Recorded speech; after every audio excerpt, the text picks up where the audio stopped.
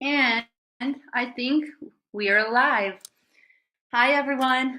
Welcome to today's webinar on setting up your teaching goals effectively. Please let me know if you can hear and see me clearly. Let me check if we have somebody tuning in already. And in the meanwhile, I would just check if the live is streaming successfully in our event pages. Let's see. Yes, I can see everything looks well in our Facebook group. If you are tuning in from Facebook, just make sure to allow wave video access to your Facebook profile so your name can be listed when commenting today and taking active part. And oh, I see we already have one teacher friend tuned in. Just let me know in the comments below if you can hear and see me clearly. And in the meantime, I'm just going to check our YouTube stream to see everything goes as planned. Today's live was postponed last week because I lost my voice in the meantime, so we had to skip last Wednesday. I know some of you asked, and thank you for being interested. It means the world to me. Like, it means that what we are doing and these meetups we have on Wednesdays actually mean something to you. So I'm really happy to see that. Oh, I see we already have 6 teachers tuned in and 4 comments. Okay, so everything looks well. Oh, hi, Katie. Katie says, sorry. Hi, Ivy. Looking forward to this live. Thank you so much for tuning in. I'm so happy to have you today. We have a Mr. User. I think it's Wilma. Hi, Wilma. Wilma says she can see and hear me clearly. Awesome. Amazing. Yeah. If you do want your name to be listed, Wilma, or if anybody else has not given permission to wave video stream to access your profile, you can do so. You can find the instruction under the event page. Okay. I'm so excited for today's live because I think it matters to everybody. I think it's very important to talk about, no matter if we are just starting to teach online independently or we feel like we're veterans already. It's really good to reassess your goals and where you are at in the moment so you can go further even more effectively and productively. So let me share my screen. I'm going to share the window and let's see if you will be able to see everything. Yeah, just to make sure. Okay, or a Chrome tab. Yeah, actually the tab. Yeah, so okay, let me know if you can see, sorry, the presentation. You can't yet. Okay, now we're good to go. Wonderful. Just to make it a little bit bigger. And I hope it's big enough. Yeah, thank you, Katie, for confirming again. You can see and hear everything clearly. Perfect. Okay, you need to do full screen mode. And for those of you who are not familiar with me, like if you are coming to this Wednesday webinars for the first time, just a quick intro. And feel free to do so as well in the comments below. Please say hello, where you're tuning in from. And if you can, it would be awesome if you could share at least one teaching goal or your business goal at the moment. Like, do you have an actual goal set for your teaching business or not? That's also okay. Just let me know like how you think about goals and planning in your teaching business. My name is Ivy, and I'm a special educator. And being a special educator is all about assessing where somebody is at the moment, where they are actually at the moment you meet them, and then looking into their, especially children, like it's all about looking into their strengths and weaknesses, opportunities for development and achieving some learning goals and so-called threats or like kind of challenges on that way, right? So it's all about setting goals, and my vocation is all about that. Like, as a special educator, I'm also an ESL teacher, and I started teaching online since 2016. And working with companies didn't have that kind of perspective, or a necessity to set goals, to plan for everything, because everything was all set, right? Companies had their own goals. They wanted us as teachers to achieve, working with them and their students. So the students were never ours, right? I think everybody who used to be teaching with companies felt that. And like, on one hand, it was very easy to just show up and teach, and you would just follow the curriculum, the plan, the assessments. Everything was preset for you, right? So you didn't have to plan for anything, really, basically. And then yeah, but on the other hand, that wasn't flexible. Like, uh, if you were in a position to see that something is not working for the student, there was just a little bit or no space at all to intervene and to kind of adjust, tweak the company's plans for the student with their actual needs, right? So here I'm just mentioning, like, in general, how important planning and setting clear goals and following them is important, right? Both for students, but also for us, the teachers. With companies, if you think about it, we really didn't have any opportunity to grow within companies, right? We would just have an onboarding interview, do a demo class, do our best, get an offer, and go with that rate. And the only thing that did happen from time to time within some companies is you would have the opportunity to have a bonus, a little bonus, if your attendance was perfect or if you taught a certain number of classes. So that was about it. That was the only thing you had to go forward to keep motivated and to stay, passionate about your job. Other than that, all of it was about reaching others' goals, the company's goals and the students' goals set by the companies, right? I just thought it's important to mention. And since 2021, I started teaching online independently, and that was a totally new world for me. Even though did mention before, I, as a special educator, know a lot about how you should think forward and how you should have a vision for the project or the person or the your own kind of um, um place you want to be at with teaching, or your own growth and development. Yeah, let me know if you have any thoughts so far. And yeah, if yeah, Angie says hello. Say hi, Angie. Thank you. And the mystery Facebook user also says they can see me. Thank you so much. I'm guessing that's Emma. She says she will come and be a few minutes late. Okay. So I just wanted to put this into a perspective, how important it is and where I'm coming from. I also am a founder of Super Teacher, but that's a totally another story, just worth mentioning here.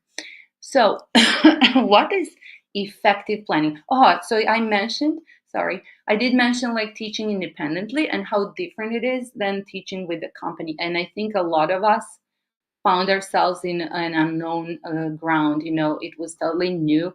All of a sudden, we had to take care of everything, from tech side of the business through curriculum and learning goals and outcomes, everything, to actually teaching and delivering and making sure the student shows clear progress, right? So everything is on us. So teaching online independently is what I want to underline here, is a business. Like, we are businessmen. We are teacherpreneurs already. Like, daring to go out there and teach online on our own, being our own, support system and everything is awesome once you get there. But when you are just starting, or you just think about the growing things, you really have to think as of your teaching as a business. It's not just joining Facebook groups and saying, oh, I need students. That's okay, but what does that say about you? Have you thought about what you really want to do? Like, what's your goal with that? You have to know very clearly where you're heading to, so others can also help you and assist you, know exactly what you want, and are asking for, just to mention there. So, what is effective planning? It's actually a structured approach to setting goals, organizing resources such as your time, your money, and you as personnel, right? Human resource. then defining tasks, and establishing timelines to achieve desired outcomes. So practically what that all of that means is actually it's a planning, it's a structure. It's not a one-time thing, right? It's not just something that you do, you just decide to do and that's it. You don't have to do anything. You just, if you think it's all about like making the decision and then asking someone for help, it's gonna grow your business, and you're, this is just the beginning. Once you start getting clients, you're just at the beginning of the story, right? So it has to be a structured plan behind it. Why do we need planning at all? Because planning, like proper planning, provides direction and focus for your independent teaching business. As I mentioned before, like while preparing for this webinar, I was searching in groups for comments of, made by teachers who are looking for support. And in most of the time, the way they would phrase their, asking for support was very non-specific. Like, I need students. Can you tell me where to get students? Or I need to, open up an account here and there. How do I do that? Like, there are so many things you can do prior to asking for help. Like, you really have to be clear of what you're looking for, where you're going, and what you really need. Because if you don't sit down and think about it, you yourself, you won't be sure about like what you actually want to do about that, right? So setting clear goals provides, as we said, direction and focus for your teaching business, and it helps us articulate what we want to achieve. And it also establishes a roadmap for how we get there, right? Because without clear goals, we might find ourselves aimlessly navigating our business, and that can lead to inefficiency, right? And wasted resources, not to mention burnout. Like, then you find yourself thinking, oh, I'm trying so hard every day, I'm looking for students, I'm doing this and that, but actually everything is kind of it's not set in place. You actually might find yourself not being sure what you're actually doing every day to grow your teaching business. And that's okay, because we're just teachers, nobody expected that from us before. Now, if we do go this route of teaching online independently, we do have to kind of up our skills, invest in ourselves a little bit, take a step back, reassess. Or if we're just starting, that's even easier, start smart just from the beginning. Then, for motivation and accountability, planning is also important, because goals serve as powerful motivators, right? They drive us to work toward something tangible. And when we have specific objectives in mind, we're more likely to stay motivated, right? And committed to taking action. Imagine like you just think you need students and that's it. But if you actually sit down and think about how many students you want to have, at which time exactly you can teach, what kind of curriculum you can use, what kind of outcomes you can offer to your clients, that's much more clear, easier in your mind, to imagine and to know who and what you're looking for. So you can ask for help and find the perfect client for your business. And also, when you state your goals publicly and you create plans to achieve them, that can increase accountability, both for yourself and to others, right? Let me see if you have any thoughts on that. Yeah, Emma, it's Emma. Thank you, Emma. Welcome. Awesome.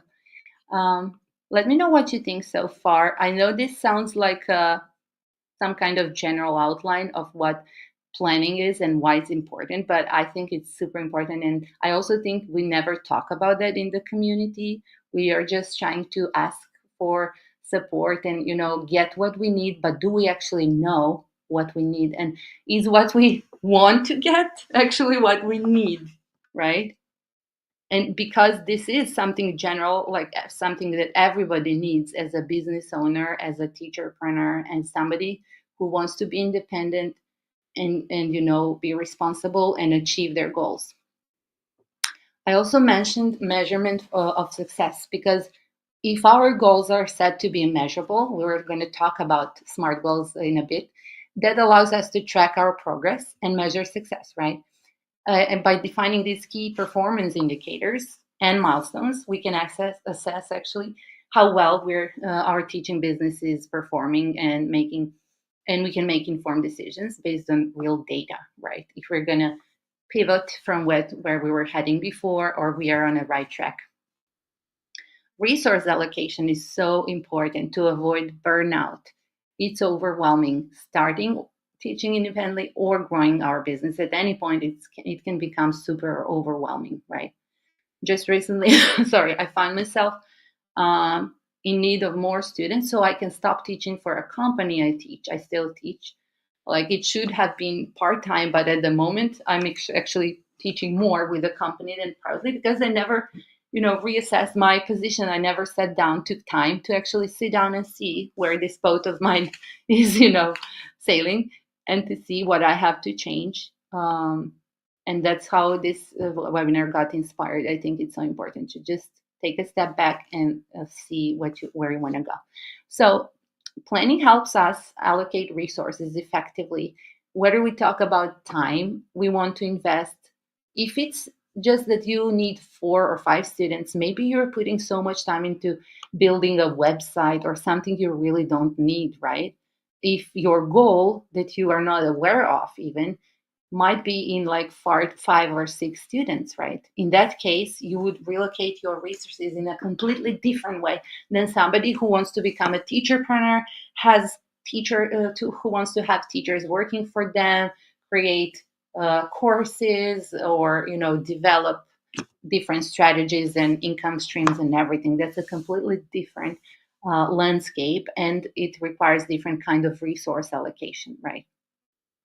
So if you do have a clear picture of your plan and what you want to achieve, it is going to help you allocate resources where they are needed most to support your goals, right? And it prevents wastage and burnout and ensures optimal use of all of your resources.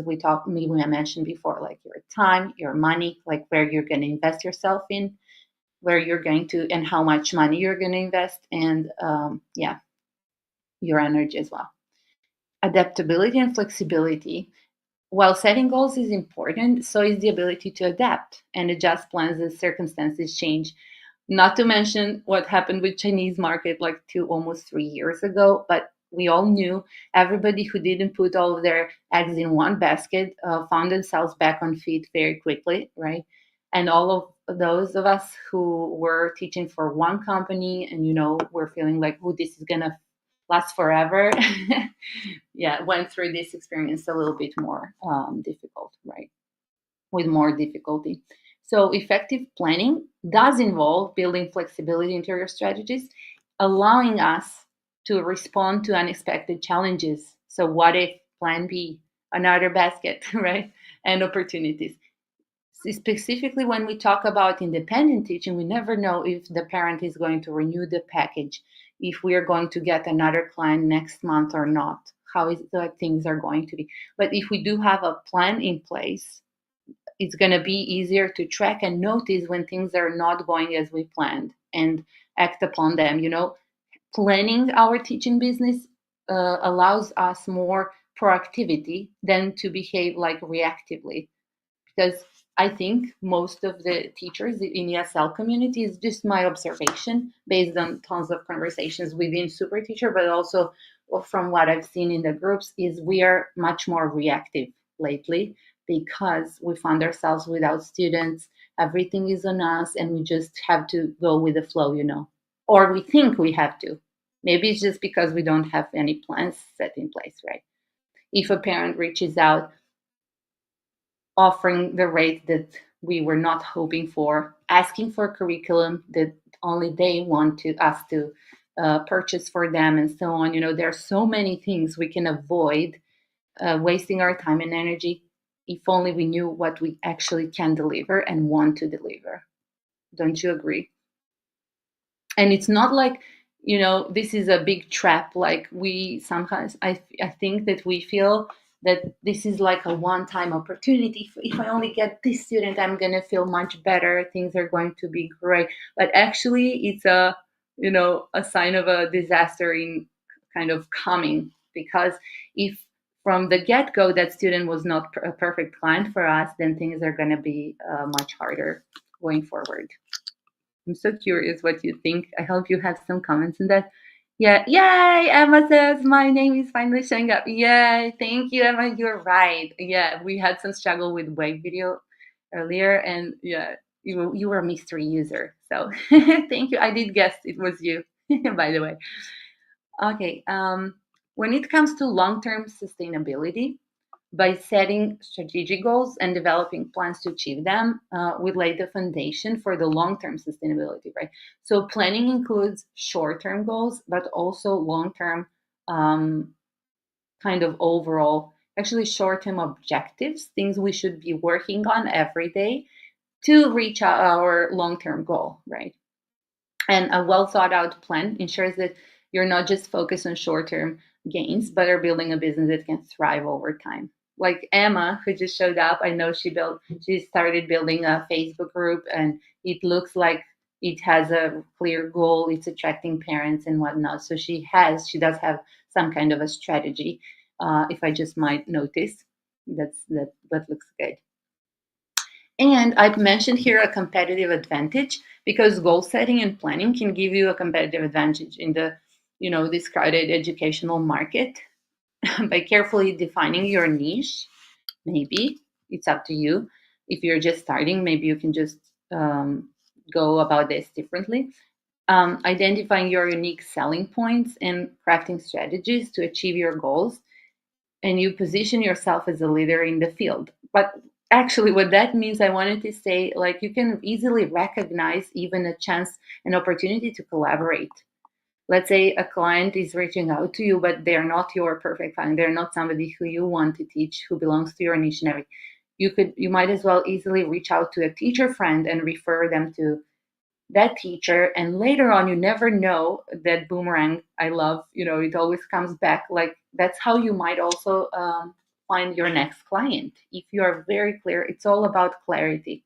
Know what you do, know what you want, and then ask for it. Like, go out there and ask for it with that kind of clarity. Okay, so let's see, what are the key components of effective planning?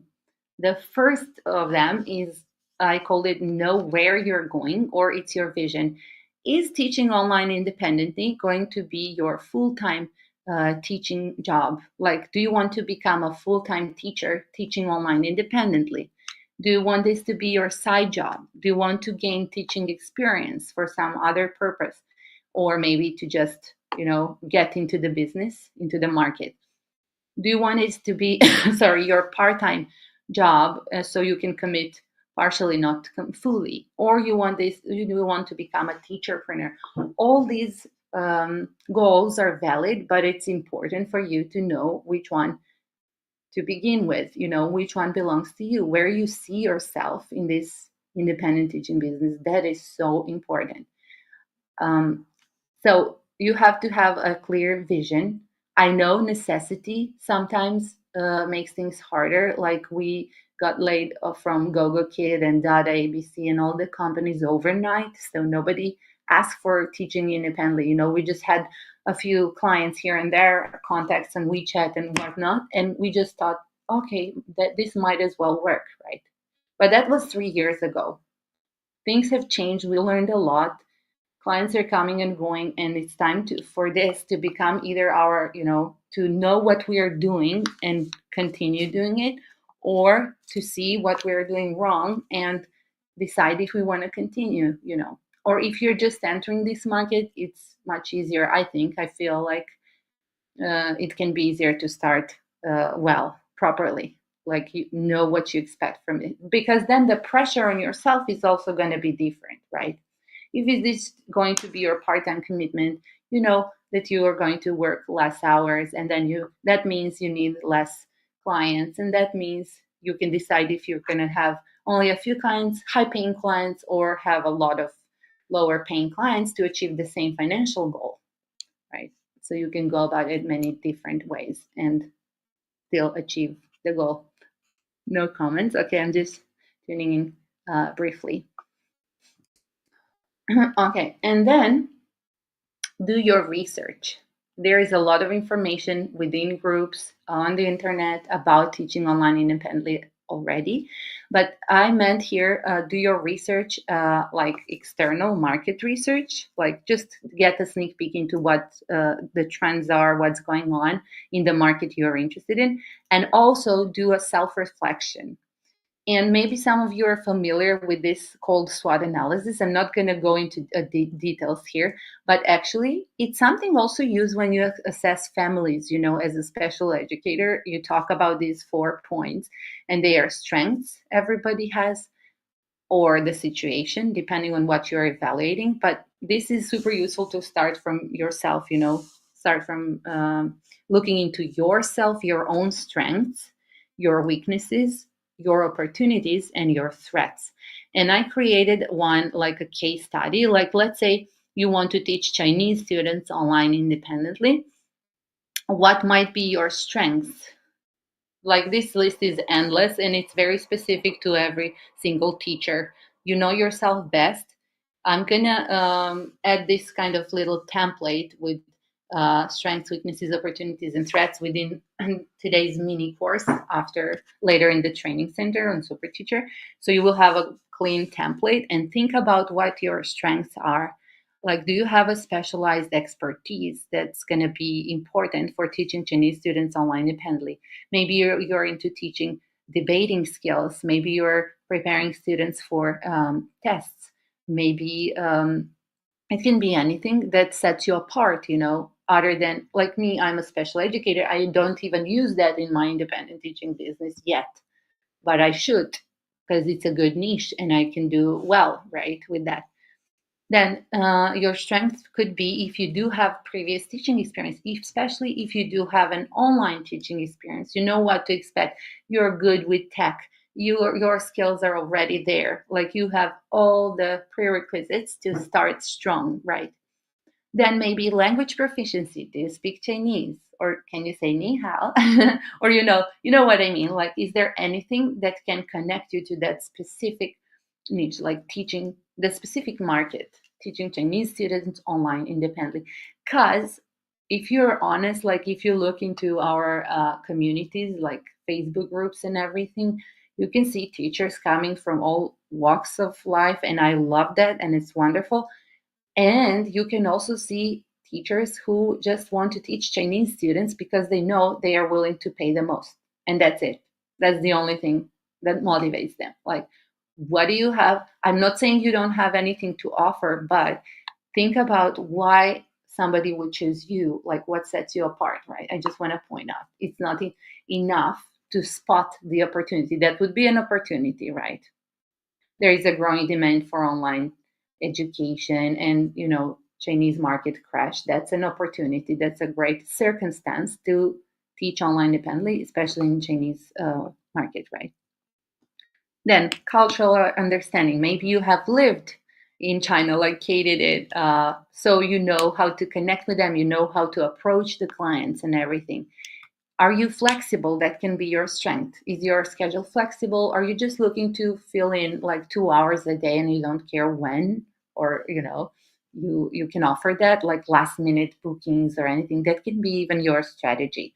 I know some companies like VIPK did have that. I'm not sure if they did used to pay more if you open last minute availability. I know Novakid you're paid just the same, but that can be something like last minute support. Are you, no matter what it is, it might be, I'm just thinking aloud now, but it might be like last minute support with homework, last minute support with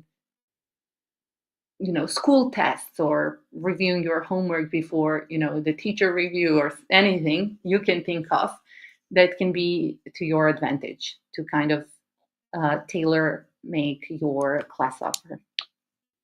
What are your weaknesses? In maybe in a way of limited resources, like how much time and money can you invest into starting teaching online independently? Are you technically challenged, or savvy? Like, do you feel you have to get a good hold of technology first? Virtual conferences, learning management systems, feedback forms, anything. Like, do you need to learn from scratch? Because everything is valid. You just need to be true to yourself and see that as a learning point. Like you need to invest yourself to overcome the weaknesses and then use your strengths and go out there and do your work. Opportunities are external situations like we don't have control over.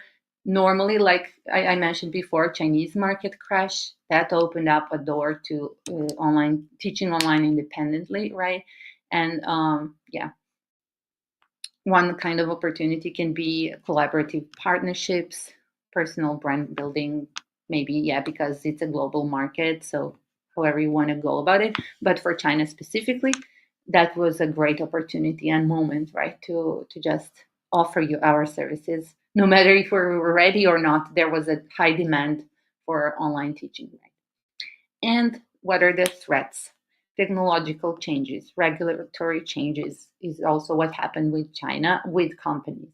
Economic instability, maybe monetary, fluctuations, like dollar is worth this much one day and then the other day it's not. So we have to think about it when setting up our prices and everything.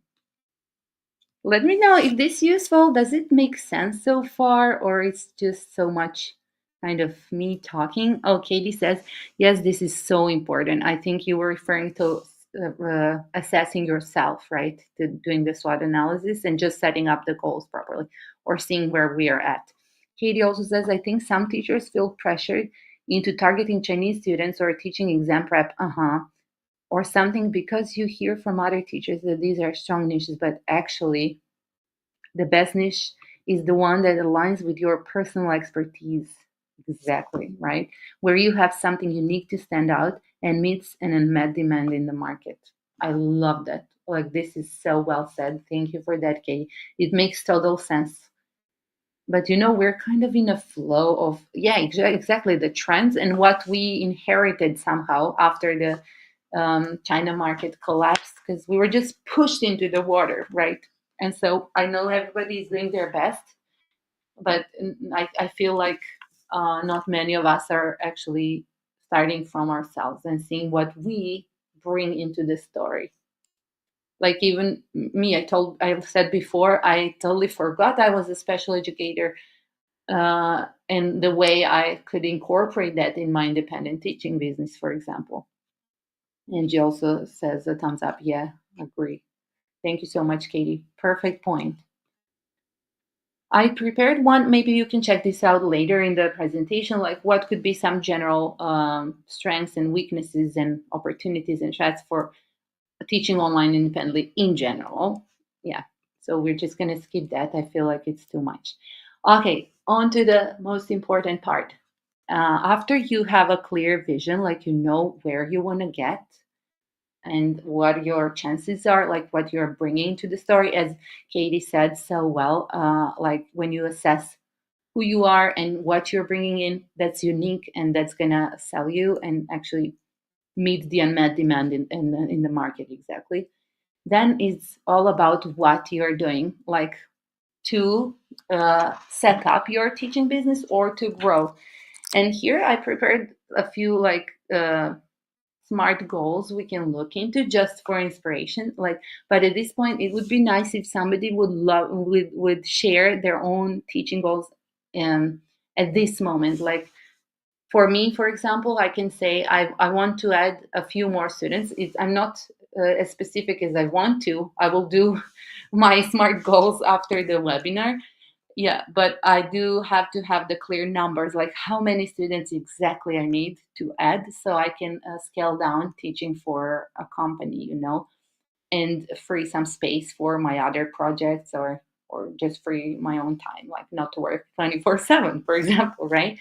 And yeah, so the objectives we set are things we're going to be working on in a short term, and these objectives should be smart. And I know probably everyone or many of you know what SMART stands for. It means specific. Specific means as best defined as possible, like as well defined as possible. Like, talk about numbers, talk about dates, talk about percentage, anything that's super specific, and to define the goal, right? As specific as possible. Um, Measurable means you can actually track the progress and achievement. It means you have to decide how you will measure your success. Is it going to be the number of students you recruited, or the mm, maybe increase in income you achieved, maybe like 5-10%, or anything you set as a goal? So it has to be specific and measurable. Achievable means to be realistic. So the best goal we can set for ourselves, it should be challenging but achievable. So it's in our reach. We are not there yet, but yeah, it's achievable. It cannot be something like, if I would just say, like, by the end of April, I want to have a full schedule booked with Chinese students taking classes at $25 for 25 minutes and blah, blah, blah. This is specific, this is measurable, but is it achievable? Like, yeah, maybe in my dreams, right? It's too ambitious, right? If I'm real about it. It should be relevant. It means every goal you set or we set should be result oriented, or should come into the big picture, should play part into the big picture, into the vision we have. If it's not, like if it's just super cool, for example, you want to create learning resources maybe, but is that part of you wanting to be fully booked, like I mentioned before? Or if I want to create a course, a self-paced course, does that align with my overall, goal? And does this help me achieve it? Like, it's nice to do it, it's fun to do it, it's creative, it could bring some side income, but it's not aligned with what my primary goal is, right? And this is to grow my student base, for example. And time bound, we need to know exactly, like, we need to set it so we give ourselves the deadline, right? So we can monitor our progress, and so we know this is not going to last forever. Like, there is a deadline, and we keep focused that way, and we can relocate our resources easier, right? So let's see. If you are teaching online independently already and you want to grow your business, I created like 3 SMART goals just to share. And please do share in the comments, like, if you do have some goals you're working on and how is it going. It was just interesting to hear. So let's see. If you want to grow student base, it's always a good recommendation to define the goals as already achieved. So it's very important not to say, like, I will increase the number of enrolled students, blah, blah. No, your goal is increased number of enrolled students in my online teaching business for 20%, for example, within the next 3 months. How? By targeted marketing campaigns, referrals, and networking to attract new students. What do you think about this goal? Is it specific enough? Is it measurable? Is it achievable? Like, it's definitely relevant, and it's time bound, right? For the next 3 months. So this kind of objective then gets to get even more specific. Then you break it down into tasks, like daily tasks to work on it. But now we're just talking at the level of setting a clear goal. Like, I think it's fair. I think it's achievable in the next 3 months. And yeah, I think it can be done easily. Let me see.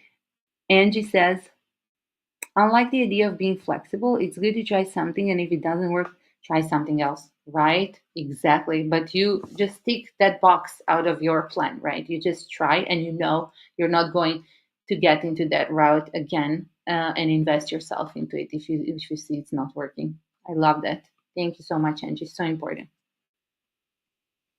Okay, how about this one? Let's say we want to grow revenue, our monthly revenue or yearly. One of SMART goals would be grown revenue generated from my teaching services by 25% within the next 6 months by implementing tiered pricing structures, because this is really something I'm planning to do, upselling strategies, and referral programs to maximize revenue potential. Like, I think it has everything, right? It's measurable, it's specific, it's time bound, Is it achievable? I hope so. It looks achievable and it's relevant. Like it's allowing to like earn more, work less by offering, tired pricing structures is something I'm exploring at the moment. And yeah, referral programs. How about this one? If you want to enhance student satisfaction, for example, and retention rates, you would set your goal as that. Like it's already achieved. It's very important when you go about this. Like psychologically, mentally, it's very important to say as if it was achieved already. So enhanced student satisfaction and retention rates by 15% within the next 3 months. By how am I going to achieve that? By implementing personalized learning plans and regular feedback to engage and support students. Feedback is something I never do. That means this is just me. So I barely communicate with the parents other than them renewing packages. I found out that's not the best thing I could do. I could do much better. I could do a monthly kind of feedback, hey, this month we worked on this and that, like just a monthly, not assessment, but just feedback to keep them in the loop, to show them progress, to improve our communication and my service, right? That would be better. Like then it's not just us communicating only when they have to renew or cancel class or something. This is so raw and kind of basic. Yeah, but just adding something to show you care and to improve your kind of customer service. Yeah, this is just me. Let me see what you think, if there are any more comments. I see only comments from YouTube oh yeah, Facebook as well. Okay, we're good. Just checking. If you're somebody who is just starting to teach online independently, your goals are going to be completely different, right? So let's see. The first one, I put them kind of in order, I think. This is just recommendations from an experienced online ESL teacher, and not just me, but the community talks and everything sharing. So it would be really good to establish online presence. And here you could work on like I can recommend groups such as WeChat for online marketing. Katie from Average Academy does have a lot of boot camps and free resources, and even a master class if you want to speed up things and get everything set very quickly. There is a master class on changing social media. But you will have to, right? Not you will have to, but it's recommended to use social media to your advantage, right? So one of the goals would be create a professional teacher page. For somebody, that would be a Facebook page. It doesn't have to be a website, but a page like a portfolio, and at least 3 social media profiles for my online teaching business within the next month by researching social media best practices and resources. I forgot to mention, of course, to create an online presence if you do want to go global. Right? That could be a goal. um, Acquire the initial student base. The way you could go about that is, for example, achieve a minimum of 5 enrolled students within the first 3 months. Doesn't it sound much easier than when you think about, oh my goodness, I really need money, I need students, I need everything right now, right here. Please give me the students. This is not a critique. This is just an observation. Like, I want this to help. I want somebody out there looking for teaching online independently and having no idea what it takes and what they have to do beforehand to be ready, because it's not about just clients coming your way, it's about you delivering, right? Like, this is really achievable. Have 5 enrolled students within first 3 months of launching my online teaching business or class offer. How? By utilizing targeted marketing efforts such as email campaigns, maybe for someone, social media posts, and networking to promote my services. It's not just like open Xiaohongshu and that's it. Like, you really have to put some effort into it. And it's going to last only a month to begin with, right? If you set the goal like this way. For a month, devote yourself, dedicate your time, resources into it, focus. If you do have the goal, it surely will give some results, and the outcomes will be there for sure. That's why boot camps work really well. I really recommend Katie's boot camps because it's not just you take a course, like it's a one-time thing, and then you just close the door or the book or the notebook and forget about it, because we really need some kind of support, because it's really lonely being an online dependent teacher, right? It's isolating. So yeah, it's good to connect, but always try to do something small every day, something aligned with the goal. If you do have it set, I'm sure it's going to be easier to recognize what you can do every day, like a simple small thing towards it. How about this one? Oh, I love this one. Master online teaching tools. Familiarize myself with the necessary tools for online teaching within the next month, right? By completing online tutorials or training session for the chosen video conferencing platform and LMS learning management system, dedicating time to explore their features and functionalities and practice using them. For example, um, also on Abridge Academy, you have a training center, and Katie, I know she just put up amazing courses on how to use Classin, how to use Zoom, how to use Qualago, how to use super teacher, how to use her curriculum, like whatever you need for independent teaching business, there is a walkthrough, like a step-by-step thing. It's much easier if you do have this in mind, like you do have to do that. You can't go into teacher groups and ask for, like, how do I annotate on a whiteboard, because it's just a one-time support you're going to get. You really have to go systematically about this, structured in a structured way, right, for long-term success. Collect and implement feedback might be a great goal for anybody. Like even me, I never collect feedback. I did it at the beginning and then I just stopped. Like I think it's also good for newbies, but also us who do teach independently.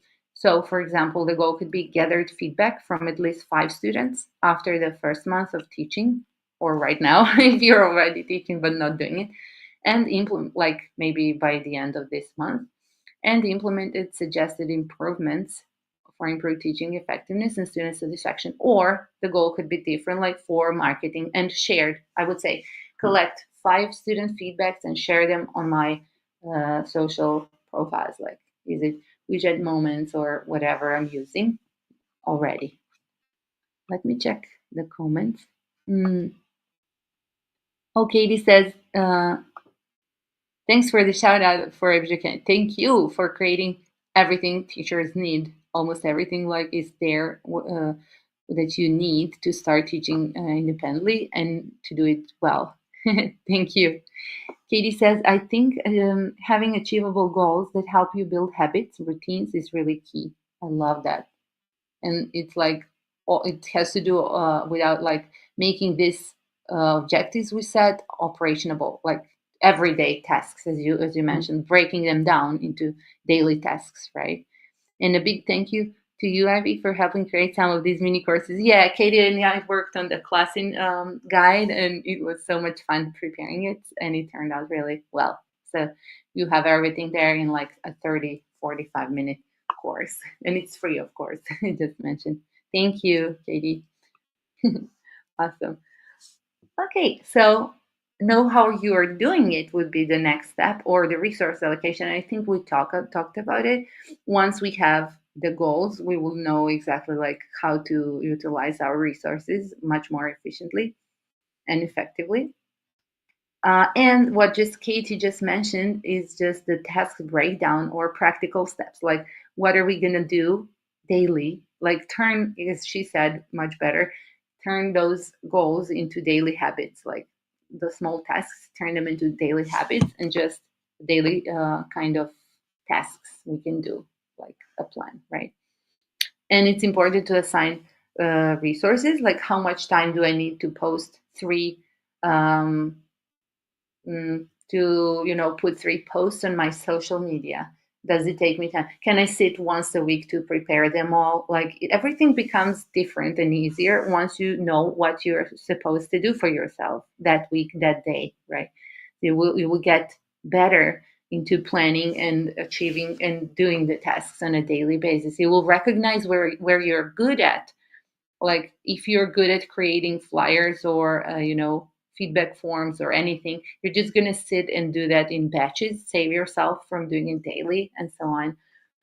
if you do need to collect feedback, also like set an alarm clock, put it in your schedule, because it needs to be visible. It needs to have a dedicated space and time to do it, right?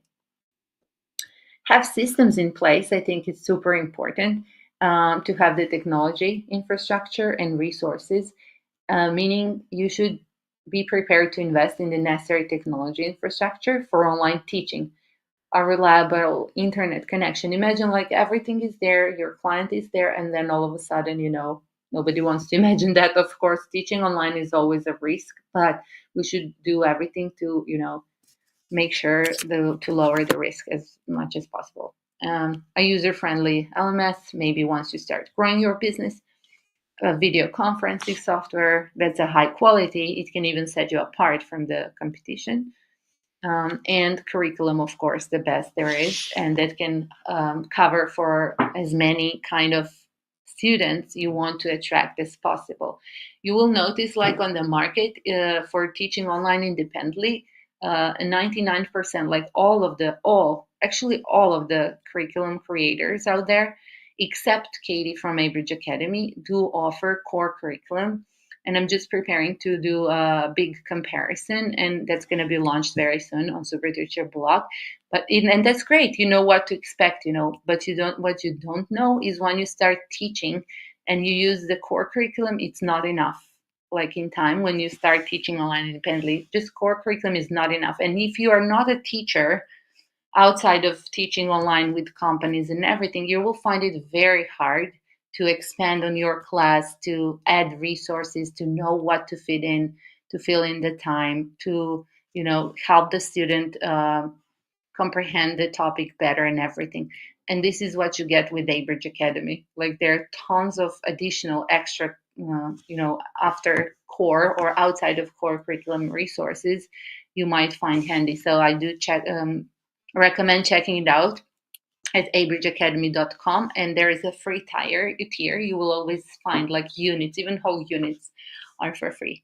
So make sure to take a look, because investing in yourself, especially the curriculum part, is very important. Once parents get used to you and like you, it's going to be most of the time it's going to be because of you as a teacher, of course, but then the curriculum you're using also, and the platform eventually. Also, there is this important thing to utilize digital marketing channels, and we need to use, at one point or another, we need to use social media if we do want to grow our businesses. Email marketing, content marketing. But if you're just starting, you can just start with referral marketing. Ask your family, friends, circles, social circles, if they know somebody who is looking for an English teacher. But before you ask, make sure you have your goals straight. Like, because then it sounds much differently if I call my friend and say, "Hey, I need 4 students that are willing to have a group class with me on debating." Then, and if this reaches my goal, like if I can earn the same amount compared to teaching on one-on-one in way less time and everything, it's because I never thought, I didn't put it on paper, like what I actually need. This is different approach. This is a different service I'm looking for, or support, or help. Or if you just go out there and say, I need students, can you refer someone? What does it tell? You are not helping yourself or them to help you, right? Be as specific as you can so you can get what you need. It's just what I'm also learning, it just works. It works that way. Have set your pricing and revenue model. You do need to determine your pricing strategy and revenue model. Do search for this. It's super useful to search our social Facebook groups and social media to see what teachers are usually charging. So you know your worth, and you know where you can, depending on the market, you need to do a research. Consider offering tiered pricing options so you can scale your prices, right? Offering subscription plans or bundled packages to maximize revenue. And I just mentioned group classes, which can scale your income, our income, right? Even maybe easier in some situations, depending on our goals. And monitor your progress. Regularly check key performance indicators. It's just like everything you set in the goals already. Assess outcomes and adjust strategies. As Angie said, like try, and if it's not working, you can easily adjust. You can say, oh, well, I did try this. It's not working. I see why it's not working. I can either improve this strategy or try completely something completely different. But to do that, you need to reflect, right, on yourself. And eventually you have to consider legal and compliance yeah, part of the job. Make sure about the laws in your country, like regulations, especially when it comes to policies. Like Katie and I just recently talked about refund policies, and every country has its own preset refund policies. For example, some countries say you have to give a 60-day refund, kind of buffer time for a digital product, which I didn't know for some countries and so on. And so you can't break that policy. You can say no refund if the law in your country is telling you have to offer one or something like that. Just be aware of that. Also take care, if you're working with kids especially, take care of data privacy, online payment security, intellectual property rights. And yeah, you can ask for the teacher community about that. Find somebody, connect with teachers who are coming also from your country, so you can get to know the rules and the laws easier, and just feel free to ask around. And establish evaluation and feedback mechanism. We talked about that, right? Either do evaluate yourself and also collect feedback, because it's important. It can be done through surveys, assessments. You know how in companies we did get the 5 stars, but now we can be much more flexible. Like you can even create a form for the parents, or you can just ask them for written feedback. And it can include like the lesson feedback, if you want them to share their how satisfied they are with the lesson, but also if they need something to be improved, because they will most definitely appreciate that, you taking into account what they need. And in this webinar is going to be available on for replay for sure. And along with it, I'm going to add the checklist, like a little checklist I just came up with, and a kind of a teaching plan outline, like what are the key components, what could be the key components into teaching online independently, like your business name, the vision, everything we talked about. There is going to be a little template. Okay, let me check the comments. Sorry, I haven't checked in a while. Katie says you're the best. Thank you. Thanks for your support for AVG Academy. Always, like, it's just something that offers so much more than just the curriculum, that I'm often overwhelmed. And I think teachers should know about it, because I think not many teachers know what you actually did for all of us to support everyone, either starting to teach online or looking for diversifying their classes and class offer and everything, which I am doing. I'm just starting the debating course this Saturday, and I might even connect 2 of my regular students into a group class. So we will see. I will let you know how it goes. Okay. And if you're a new teacher or scaling up and you do need to have some systems in place, if things are getting overwhelming with information or just too much admin work, do check out Super Teacher. I'm just going to mention it again. With Super Teacher, you can offer one-on-one classes, group classes, self-paced courses, and even subscription programs. You can sell class packages, offer trial classes, coupons, accept payments, which is optional, it's not mandatory. It supports WeChat Pay and credit cards, so you can process payments worldwide. You can integrate Super Teacher with the classroom of your choice, as long as it has a permanent link option, such as Zoom, Qualago, Lesson Space, Woof, etc. And you get your personal teacher page, where it's kind of a portfolio with your own teacher shop you can use. Yeah, and Super Teacher is just recently we launched a super convenient monthly plan, which is only $9 a month with zero commission fee. That means there is Stripe commission fee, And if you are in a Stripe not supported country, then there is additional WISE fee that applies. We also have a free plan, which has 10% commission on earnings, but no monthly fee on top of Stripe and WISE fees. And here's also a little comparison. I'm just gonna put it out there. Sorry. If you want to see where Super Teacher stands in comparison to Tutorbird, the popular alternative, and Calendly.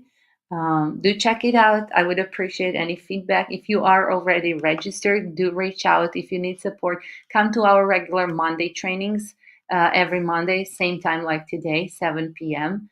And I will be happy to meet and to support you in your independent teaching business. Yeah. Thank you. Thanks, everyone. If there are no more comments, or yeah, thank you so much for tuning in today, and I will see you next Wednesday. Bye for now.